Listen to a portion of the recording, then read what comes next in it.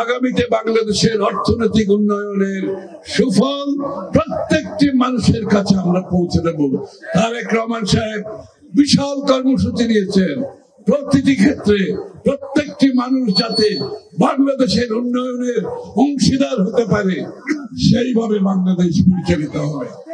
আর নির্বাচিত সরকার ব্যতীত কোন দেশ চলতে পারে না। 14-15 মাস হয়ে গেছে একটি অনির্বাচিত সরকারের অধীনে বাংলাদেশ চলছে, যার কারণে সবকিছু স্থবির হয়ে গেছে। মিল কারখানা বন্ধ হয়ে যাচ্ছে, অর্থনীতির নিম্নগামী, বিনিয়োগ বন্ধ, অর্থনীতির অবস্থা কঠিন, প্রতিদিন আরো খারাপ হতে যাচ্ছে। এই জন্য অতি সত্বর ফেব্রুয়ারির প্রথমার্ধে আমাদেরকে অবশ্যই এই নির্বাচন সম্পন্ন করে বাংলাদেশে একটি নির্বাচিত সংসদ সরকার গঠন করতে হবে।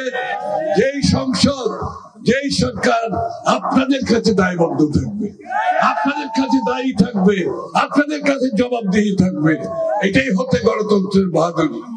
এই জন্যই মানুষ গণতন্ত্রের জন্য জীবন দিয়েছে, ত্যাগ স্বীকার করেছে।